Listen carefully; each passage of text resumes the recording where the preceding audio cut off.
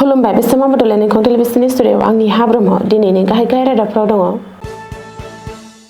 जनायाव मोब्लिबजों बोजाना मासे मैदेर थैदों। हिमन्त मन्त्रि सभानि सा 12 गोदान मन्थ्रिया समायखिरा लाबाय। आसामनि मन्त्रि सभानिफ्राय नेवसिजानायनि हेंथायै 48 घन्टा आफाद आसाम बन्द फोसावदों मरान मटक हारिया।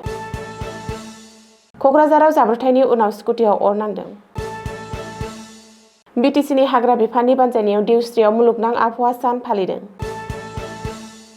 जालुकबारियाव हर गेजेराव अर खामनायनि जाहोनाव 4 सुबुंनि जिउ खहा, गोबां न'फोर सिलिंखार। औवा सिन्डिकेटखौ लानानै श्रीरामपुराव दुंहाव थासारि, औवानि ट्राकनिफ्राय 3,000 रांसिम दाबिनायनि गोख्रों अजद। दानिया फैदो आबुं रादाबाव।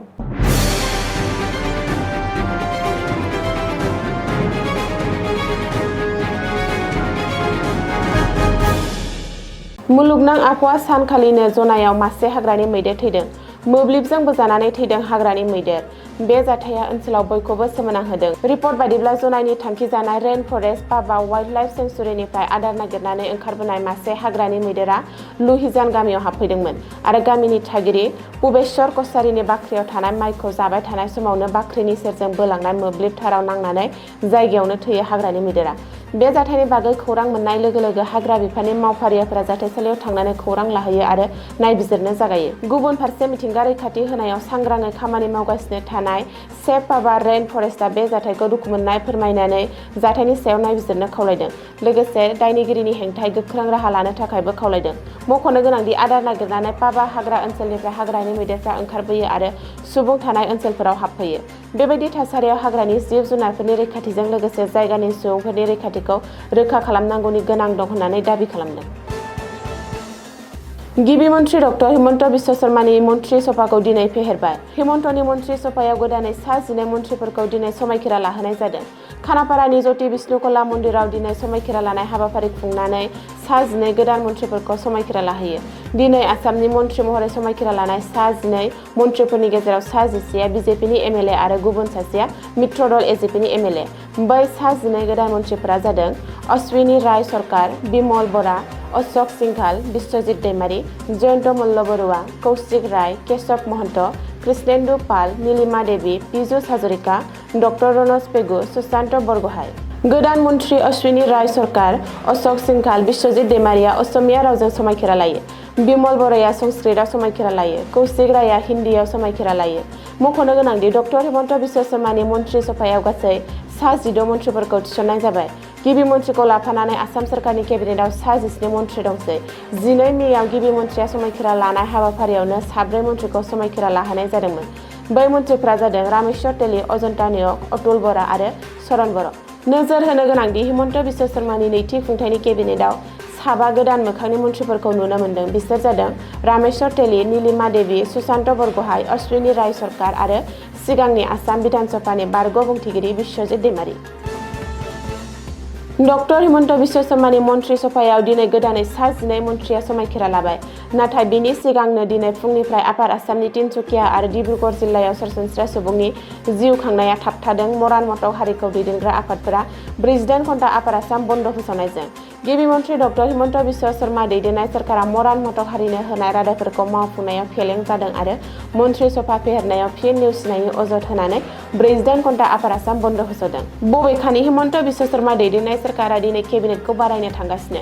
नाथाय फिन खेबसेबाव मरान आरो मटक हारिया नेवसिजादों मानोना मोन्नैबो हारिनि सासेबो एमएलएखौ केबिनेटआव सोफानाय जायाखै। बिसायख'थिनि सिगां जोंनि सुबुंफोरनो होनाय रादायफोरखौ जाफुंहोनो हायाखै। बे नेवसिनायनि हेंथायै जों तिनसुकिया आरो डिब्रुगड़ जिल्लायाव 48 घन्टा बन्द हाबाफारि लादों होननानै बुंदों मरान फरायसा आफादनि आफादगिरि पलिन्द्र बराया। रिपर्ट बायदिब्ला फुंनि 5 रिंगानिफ्राय जागायनाय बन्दआ गासै जिल्लायावनो सरासनस्रा सुबुंनि जिउ खांनायाव गोहोम खोख्लैदों। बबेखानि बन्दखौ मदद खालामग्राफोरा मरान आरो मटक हारिनो एसटि होनांगौनि दाबिजों गुबुन गुबुन जायगायाव टायार सावना सोमावसारनाय आरो सोरखारनि हेंथायै स्लगानबो होदों। क'क्राझाराव लामा जाब्रबथाय कसुगावनि 27 नं राजा लामायाव जादों लामा जाब्रबथाया। गंसे स्कर्पिय' गारि आरो गंसे स्कुटिनि गेजेराव जादों बे जाब्रबथाया। बे गोब्राब जाब्रबथायाव स्कुटियाव अर नांनानै स्कुटिया सेवहांगार जालाङो। मिथिनो हानाय बायदिब्ला कसुगावनि 27 नं राजा लामायाव दिनै स्कर्पिय' गारि आरो स्कुटिनि गेजेराव मोगा-मोगि सौग्रावलायो। बे जाथायनि उनावनो स्कुटियाव हरखाब अर नाङो आरो राजा लामायावनो सेवहांगार जालाङो। नाथाय बे गोब्राब जाब्रबथायाव सरासनस्रा दुखु मोननायनि अनगायै रावनिबो जिउ खहा जायाखै। स्कुटिजों फैनाय सुबुङा गोख्रैनो खारनानै गावखौनो रैखा खालामनो हायो होननानै मिथिनो हादों। दिनै 5 जुन मुलुगनां आबहावा सान। बुहुमनाङै दिनै 53थि मुलुगनां आबहावा सान फालिदों। बिटिसिनि हाग्रा बिफानाबो दिनै फालिदों मुलुगनां आबहावा सान। बिटिसिनि हाग्रा बिफाननि बानजायनायाव दिनै चिरां जिल्लानि देवस्रियाव फालिदों 53थि मुलुगनां आबहावा सान। बेजों लोब्बा लानानै दंफां गायनाय हाबाफारि आरो मोनसे सुबुं थुबुरमा मेल लानाय जायो। बे हाबाफारियाव गाहाय आलासि महरै बाहागो लायो आरो दंफां फुलि गायो बिपिएफनि आफादगिरि आरो बिटिसिनि गाहाय मावफुं सोद्रोमा हाग्रामा महिलारिया। मख'नो गोनांदि बे हाबाफारियाव हाग्रामा महिलारिया बुङोदि बिफां-लाइफां आरो अरना आबहावायारि समानथिखौ लाखियो आरो इयुन जोलैफोरनि थाखाय मोनसे गोग्गो इयुन थि खालामनो थाखाय गोनांथार। बिटिसिनि हाग्रा बिफाननि बानजायनायाव खुंनाय 53थि मुलुगनां आबहावा सान फालिनाय हाबाफारियाव हाग्रामा महिलारिनि अनगायैबो हाग्रा बिफाननि मावफुं सोद्रोमा फानिराम ब्रह्मजों लोगोसे गोबांसा इएम, एमसिएलए, हाग्रा बिफाननि बिबानगिरिफोर आरो रायजो राजाफ्रा बाहागो लादोंमोन। बृहस्पतिबारखालि हर गेजेराव जालुकबारिनि जयमती नगराव गिख्रंथाव अर खामनायनि जाहोनाव नखरसेनिनो 4 सुबुंनि जिउ गोमायो। खौरां मोननाय बायदिब्ला थैनाय सुबुंफोरा गवालपारा जिल्लानि लखिपुरनि आब्दुल कुदुसनि नखरनि सोद्रोमामोन। 4 सुबुंनि जिउ खहा जानायनि अनगायैबो बे अरा न'खौ आबुङै सिलिंखार खालामो। जायगानि सुबुंफ्रा अजद होनाय बायदिब्ला हर गेजेराव गेस सिलिन्डार बेफ्रुनायनि जाहोनाव अरा नांदोंमोन। आब्दुल कुदुसआ बेवहाय गंसे हटेल सालायो आरो खौरां मोननाय बायदिब्ला बे अरा गलानिफ्रायनो जागायदोंमोन। सानसेनि थाखाय बन्द जानायनि उनाव अरा जोंखाङो आरो नखरनि सुबुंफ्रा बेनि बागै जेबो मिथियामोन होनना जायगानि सासे थागिरिया बुंदों।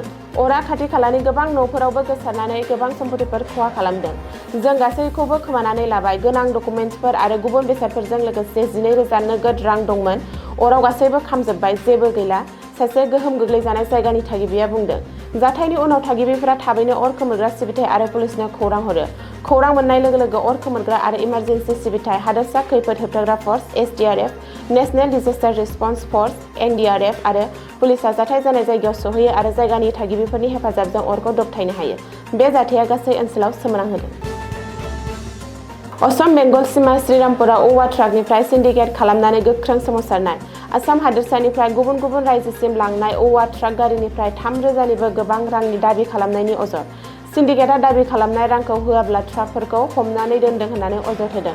थांनाय सानथामनिफ्रायनो श्रीरामपुराव सिन्डिकेटनि रांखौ होयैनि थाखाय औवानि ट्राकफोरखौ हमनानै दोननाय जादों।